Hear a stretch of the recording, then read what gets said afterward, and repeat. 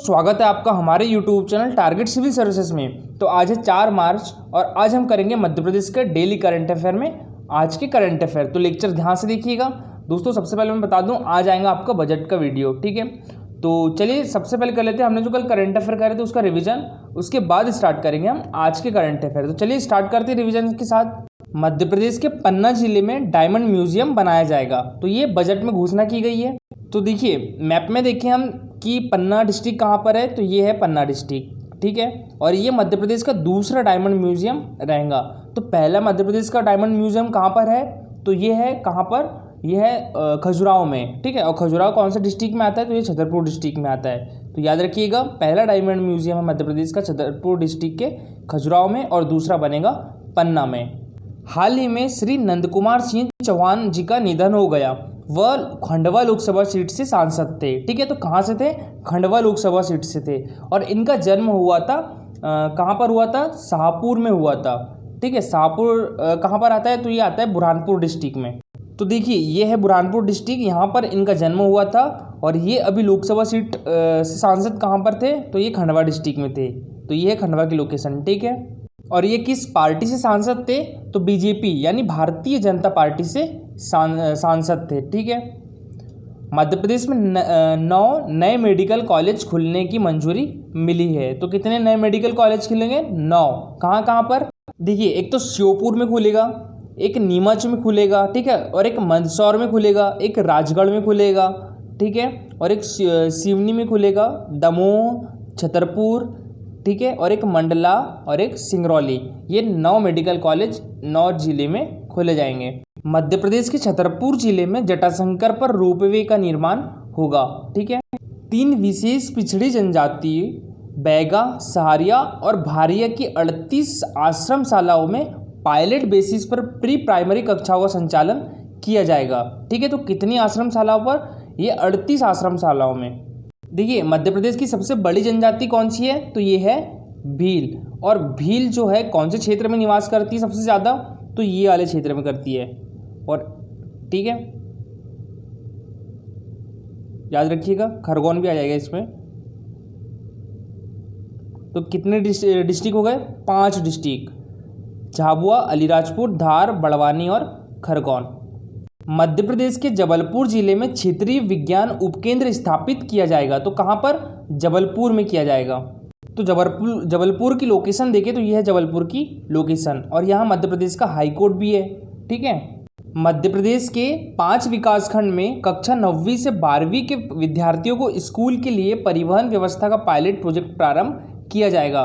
तो वो 5 विकासखंड कौन कौन से हैं, तो देखिए एक बैतूल जिले के आठनेर में, और एक कौन से, उमरिया जिले के पाली में, और एक बालाघाट जिले के बिरसा में, ठीक है। और फिर उसके बाद एक झाबुआ में खुलेगा, ठीक है। और फिर उसके बाद कहाँ पर खुलेगा, तो एक खुलेगा धार में, ठीक है, धार जिले के धर्मपुरी में। तो ये हो गए 5 विकासखंड। वित्त मंत्री जगदीश देवड़ा ने टेबलेट के जरिए, मतलब ये पेपरलेस बजट था इस बार का, विधानसभा में वित्त वर्ष 2021-22 के लिए कुल 2,41,375 करोड़, ठीक है, रुपए का बजट पेश किया। और हमारे वित्त मंत्री कौन है, तो जगदीश देवड़ा है, ये याद रखिएगा। और इसमें जो रिवेन्यू एक्सपेंडिचर था वो कितना था, तो रिवेन्यू एक्सपेंडिचर था 1,72,971 करोड़, ठीक है, 1,72,971 करोड़, ये रिवेन्यू एक्सपेंडिचर था। और बात करें इसमें कैपिटल एक्सपेंडिचर की, तो वो था 44,152 करोड़, ठीक है, ये कैपिटल एक्सपेंडिचर था। सरकार सीएम राइज योजना के अंतर्गत 9,200 विद्यालय खोलेगी, ठीक है। तो इसमें अभी प्रथम चरण में 300 मतलब 350 विद्यालयों का लक्ष्य रखा गया है। तो उसके लिए जो बजट रखा गया है वो है 1500 करोड़ रुपए, ठीक है। तो वर्ष 2021-22 में प्रथम चरण में 350 विद्यालय खुलेगी, तो उसके लिए बजट रखा है 1500 करोड़ रुपए, ठीक है। तो यहाँ कंफ्यूज मत होइएगा, ये थोड़ा मिसअंडरस्टैंडिंग हो गई। 350 स्कूलों के लिए रहेगा 1500 करोड़ का। तो लगभग एक स्कूल में कितने का खर्चा आएगा, तो ये आएगा लगभग 4 करोड़ रुपए का, ठीक है, एक CM राइज स्कूल में। स्वास्थ्य एवं संबंध क्षेत्र के लिए वर्ष 2021-22 में लगभग 15,000 करोड़ रुपए का प्रावधान प्रस्तावित है, ठीक है। तो याद रखिएगा, आत्मनिर्भर मध्य प्रदेश के 4 प्रमुख स्तंभ है कौन, और इसके अंतर्गत 9 नए मिशन संचालित हो गए। मतलब 2021-22 का जो बजट था वो प्रमुख 4 स्तंभों पर आधारित था, और इन 4 स्तंभों के जरिए 9 नए मिशन संचालित किए जाएंगे। तो वो कौन से हैं 4 स्तंभ? एक तो है भौतिक अधोसंरचना, जिसके अंतर्गत मिशन निर्माण, मिशन ग्रामोदय और मिशन नगरोदय प्रारंभ होंगे। और दूसरा है शिक्षा एवं स्वास्थ्य, इसके अंतर्गत मिशन निरामय और मिशन बोधि प्रारंभ होंगे, ठीक है। और अर्थव्यवस्था एवं रोजगार के अंतर्गत मिशन अर्थ, मिशन दक्ष और मिशन स्वावलंबन शुरू किए जाएंगे। और एक है सुशासन, तो इसके अंतर्गत मिशन जनगणना शुरू किया जाएगा। देखिए, ओमकारेश्वर में 600 मेगावाट की विश्व का सबसे बड़ा फ्लोटिंग सोलर पावर प्लांट विकसित करने की योजना है। तो इसका कार्य कब तक पूर्ण हो जाएगा? तो ये 2023 तक की इसका कार्य पूर्ण हो जाएगा, ठीक है। और इसके लिए कितना बजट रखा गया है? तो 3,000 करोड़ रुपए का इसके लिए बजट रखा गया है, ठीक है। और इससे लगभग 500 लोगों को रोजगार दिया जाएगा, ठीक है। तो इससे लगभग 500 लोगों को रोजगार मिलेगा, और इसमें बजट 3,000 रुपये रखा गया है, और इसका लक्ष्य है 2023 तक की ये बनकर तैयार हो जाएगा। अच्छा, फ्लोटिंग सोलर पावर प्लांट, इसका मतलब क्या होता है? तो इसमें जो तैरने वाले सोलर पैनल है वो बनाए जाते हैं, ठीक है। और ये किस नदी पर रहेगा? तो ये नर्मदा नदी पर रहेगा। अच्छा, ओमकारेश्वर मध्य प्रदेश के किस जिले में आता है? तो ये खंडवा डिस्ट्रिक्ट में आता है, ठीक है। तो ये याद रखिएगा। देखिए, Madhya Pradesh golf open championship Indore 2021 में सोनम कीर ने ये गोल्फर है, इन्होंने ओपन चैंपियनशिप में ट्रॉफी जीती है। और ये कहाँ की है? तो ये भोपाल जिले की है, ठीक है। हमारे मध्य प्रदेश की राजधानी भोपाल की है। मध्य प्रदेश राज्य शूटिंग अकादमी के 11 खिलाड़ियों ने प्री नेशनल के लिए क्वालिफाई कर लिया है, ठीक है। तो कितने खिलाड़ियों ने किया है? 11 खिलाड़ियों ने। चलिए अब स्टार्ट करते हैं हम आज के करंट अफेयर। तो मध्य प्रदेश के कितने जिलों में वनधन केंद्र का विकास किया जाएगा? तो ये किया जाएगा 13 जिलों में। तो इसका आंसर हो जाएगा ऑप्शन नंबर ए, ठीक है। 13 जिलों में किया जाएगा। प्रदेश की अनुसूचित जनजाति आबादी के आय का एक प्रमुख जरिया है, और जरिया कौन कौन सा है? एक तो महुआ, चिरौंजी जैसे लघु वनोपज है, ठीक है। संग्रहण कार्य में सीमित आय होती है। स्थानीय समाज को लघु वनोपज का बेहतर मूल्य मिले, इस हेतु उन्हें प्रसंस्करण गतिविधियों से जोड़ा जाना आवश्यक है। ये किसने बोला था? तो ये हमारे वित्त मंत्री जगदीश देवड़ा ने बोला था, ठीक है। तो इस उद्देश्य से 13 जिलों में 86 स्थानों पर वनधन केंद्र का विकास किया जा रहा है। और ये जिले अभी बताए नहीं गए हैं कौन कौन से जिलों में खुलेगा। और अनुसूचित जनजाति हेतु कितने करोड़ का बजट रखा गया है? तो 24,911 करोड़ का बजट रखा गया है। शाजापुर जिले में किसके सहयोग से सीवरेज योजनाएं, ठीक है, सीवरेज योजनाएं यानी जल प्रदाय योजनाएं का काम किया जा रहा है? तो ये किया जा रहा है विश्व बैंक की सहायता से। तो इसका आंसर हो जाएगा ऑप्शन नंबर बी, ठीक है, विश्व बैंक। देखिए, Madhya Pradesh urban development company की उज्जैन परियोजना इकाई के अंतर्गत 9 निकायों में एशियन डेवलपमेंट बैंक की सहायता से जल प्रदाय योजनाएं क्रियान्वित की जा रही है। और वहीं शाजापुर में विश्व बैंक के सहयोग से सीवरेज योजना का काम चल रहा है। तो शाजापुर जिले में विश्व बैंक की सहायता से, और वहीं उज्जैन डिस्ट्रिक्ट में कौन से? एशियन डेवलपमेंट बैंक की सहायता से। बात करें हम उज्जैन डिस्ट्रिक्ट की, तो ये है उज्जैन डिस्ट्रिक्ट की लोकेशन, और यहाँ पर है शाजापुर की लोकेशन। देखिए, उज्जैन संभाग के मागडोन, पनखेड़ी और सुसनेर में जून 2021 तक जल प्रदाय योजनाओं के कार्य पूर्ण होने की संभावना है। एशियन डेवलपमेंट बैंक की सहायता से परियोजना के दूसरे फेज में उज्जैन संभाग के 4 नगरीय निकायों की जल प्रदाय योजना की निविदा प्रक्रियाधीन है। इनमें काटाफोड़, लोहद्रा, खातेगांव एवं नेमावर शामिल है। देखिए, बात करें उज्जैन संभाग की, तो ये है उज्जैन संभाग, ठीक है। और इसके अंतर्गत कितने डिस्ट्रिक्ट आते हैं? 6 डिस्ट्रिक्ट आते हैं। कौन कौन से? एक तो देवास, मंदसौर, नीमच, रतलाम, शाजापुर, और एक आगरमालवा और एक उज्जैन, ठीक है। तो कितने हो गए? 7 हो गए। तो ये 7 डिस्ट्रिक्ट आते हैं, ठीक है। अच्छा, उज्जैन में कितने संभाग है? तो हमारे मध्य प्रदेश में कितने संभाग है? तो हमारे मध्य प्रदेश में है 10 संभाग, जिसमें क्षेत्रफल की दृष्टि से सबसे बड़ा संभाग है जबलपुर संभाग, और क्षेत्रफल की दृष्टि से सबसे छोटा संभाग जो है वो शहडोल संभाग है। ठीक है। और उज्जैन संभाग के जो नेमावर है वहाँ पर 12 करोड़ का बजट रखा गया है, और इसका कार्य कब तक पूर्ण हो जाएगा? तो ये 2 दिसंबर 2021 तक। वन विभाग द्वारा वन विहार राष्ट्रीय उद्यान ये कहाँ पर है? ये है भोपाल में, मध्य प्रदेश की राजधानी भोपाल में है। तो यहाँ पर 4 मार्च को नाइट सफारी का शुभारंभ किसके द्वारा किया जाएगा?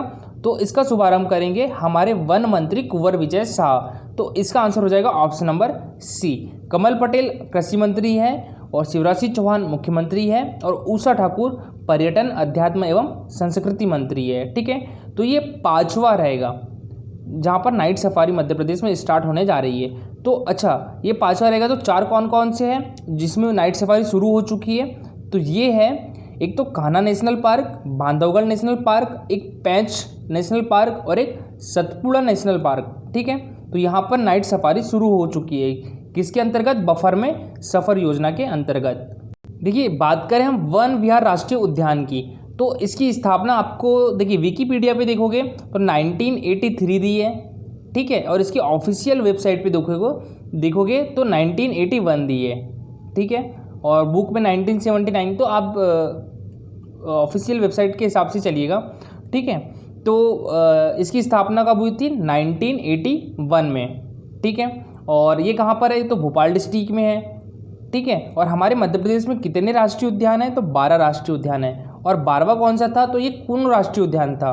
ठीक है। कौन सा था? कुनो राष्ट्रीय उद्यान था। ये कहाँ पर है? ये सोपोर डिस्ट्रिक्ट में है। ठीक है। और इसको राष्ट्रीय उद्यान कब घोषित किया गया था? तो ये किया गया था 2018 में। राज्य शासन द्वारा निम्न में से किस जिले में स्थित शासकीय मुद्रालय यानी प्रिंटिंग प्रेसेस बंद करने का निर्णय लिया गया है? तो ये इंदौर, ग्वालियर, रीवा, उपरोक्त तीनों में। तो इसका आंसर है ऑप्शन नंबर डी, उपरोक्त तीनों में। ठीक है। अगर हम यहाँ इंदौर की लोकेशन देखें तो ये रही इंदौर की लोकेशन, हमारे मध्य प्रदेश की आर्थिक एवं औद्योगिक राजधानी। और ये है रीवा। ठीक है। इसको सफ़ेद शेरों की भूमि भी कहा जाता है। और कौन सा है? तो एक है ग्वालियर। तो ग्वालियर कहाँ पे है? तो ग्वालियर ये है। ठीक है। शिवराज सिंह चौहान हमारे मुख्यमंत्री ने खंडवा के मेडिकल कॉलेज और बुरहानपुर के जिला अस्पताल का नाम किसके नाम पर रखने की घोषणा की है? तो ये की है स्वर्गीय श्री नंद कुमार सिंह चौहान। तो इसका आंसर हो जाएगा ऑप्शन नंबर सी। ठीक है। इनका निधन हो गया कब? 2 मार्च को इनका निधन हो गया था। ठीक है। और ये भाजपा के विधायक थे खंडवा डिस्ट्रिक्ट से। और श्री नंद कुमार सिंह चौहान जी का जन्म कहाँ पर हुआ था? तो बुरहानपुर डिस्ट्रिक्ट के शाहपुर में हुआ था। और ये कहाँ से सांसद थे? तो ये खंडवा डिस्ट्रिक्ट से सांसद थे। और जहाँ पर उनका जन्म हुआ था शाहपुर नगर पंचायत का नया भवन बनाकर उनकी भव्य प्रतिमा लगाई जाएगी, और गणना केंद्र का नाम भी नंद कुमार सिंह चौहान के नाम पर किया जाएगा। देखिए, 25वीं national road cycling championship Mumbai के राष्ट्रीय साइकिलिंग प्रतियोगिता में मध्य प्रदेश का प्रतिनिधित्व निम्न में से कौन करेंगे? तो ये करेंगे विधि बोडे और अनंत मेहरा, दोनों करेंगे। तो इसका आंसर हो जाएगा ऑप्शन नंबर सी। ठीक है। मुंबई में आयोजित 3 से 8 मार्च 2021 तक 25वीं नेशनल सीनियर, जूनियर एवं सब जूनियर रोड साइकिलिंग चैंपियनशिप के लिए मध्य प्रदेश राज्य ट्रायथलॉन अकादमी के खिलाड़ी विधि बोडे एवं सेंट जोसेफ स्कूल के खिलाड़ी अनंत मेहरा का चयन हुआ है। ठीक है। तो ये याद रखिएगा कौन कौन? विधि बोडे और अनंत मेहरा। और ये कहाँ पर आयोजित होगी? तो ये मुंबई में होगी। ठीक है। महाराष्ट्र की राजधानी मुंबई में। देखिए, ये क्वेश्चन आपके लिए जनरल इन्फॉर्मेशन के लिए है। सीपीसीटी परीक्षा सर्टिफिकेट की वैधता अवधि को 4 वर्ष से बढ़ाकर कितने वर्ष कर दिए गए? तो ये कर दिया गया 7 वर्ष। तो इसका आंसर हो जाएगा ऑप्शन नंबर सी। ठीक है। और स्कूल शिक्षा एवं सामान्य प्रशासन राज्य मंत्री श्री इंदर सिंह परमार ने कहा कि सीपीसीटी परीक्षा सर्टिफिकेट की वैधता अवधि को 4 वर्ष से बढ़ाकर 7 वर्ष किया जा रहा है। और श्री परमार ने मंत्रालय में सीपीसीटी परीक्षा संचालन संबंधी समीक्षा बैठक ले रहे थे। श्री परमार ने कहा कि इससे प्रदेश में सहायक ग्रेड 3 स्टेनो और डाटा एंट्री ऑपरेटरों और आईटीआई ऑपरेटरों जैसे पदों की भर्ती परीक्षाओं में सम्मिलित होने वाले छात्रों को लाभ होगा। और देखिए, जैसे पटवारी की एग्ज़ाम भी रहे तो उसमें भी सीपीसीटी अनिवार्य रहता है ना। और बात करें, देखिए अभी 24,000 लगभग 24,000 पद निकलेंगे, 24,000 पद निकलेंगे शिक्षक भर्ती के लिए, ठीक है, इस साल 2021-22 में। तो याद रखिएगा। स्कूली छात्र छात्राओं के प्रोफाइल अपडेशन में मध्य प्रदेश का कौन सा संभाग प्रथम स्थान पर रहा है? तो ये रहा है सागर संभाग। तो इसका आंसर हो जाएगा ऑप्शन नंबर डी।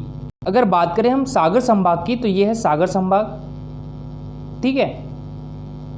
अच्छा, सागर संभाग में कितने जिले आते हैं? तो सागर संभाग में आते हैं 6 डिस्ट्रिक्ट। कौन कौन से? देखिए ये हो गया सागर, ठीक है, और ये यहाँ पर हो गया दमोह, और ये पन्ना हो गया, ठीक है, और ये छतरपुर डिस्ट्रिक्ट, और यहाँ पर आता है कौन सा? टीकमगढ़, और हमारे मध्य प्रदेश का 52वां जिला जो कि टीकमगढ़ से अलग होकर बना था, निमाड़ी।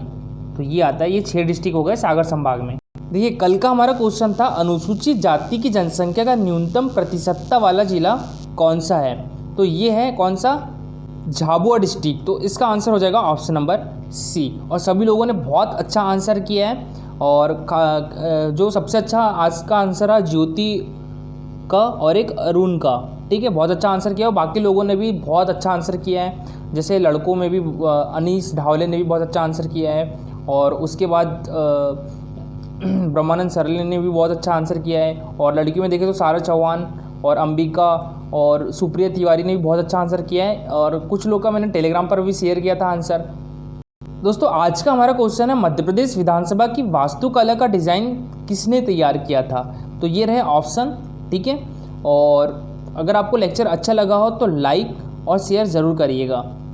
और ये है हमारा टेलीग्राम चैनल, और ये है हमारा इंस्टाग्राम चैनल। इस पर होता है डेली 20 क्वेश्चन का क्विज़, ठीक है।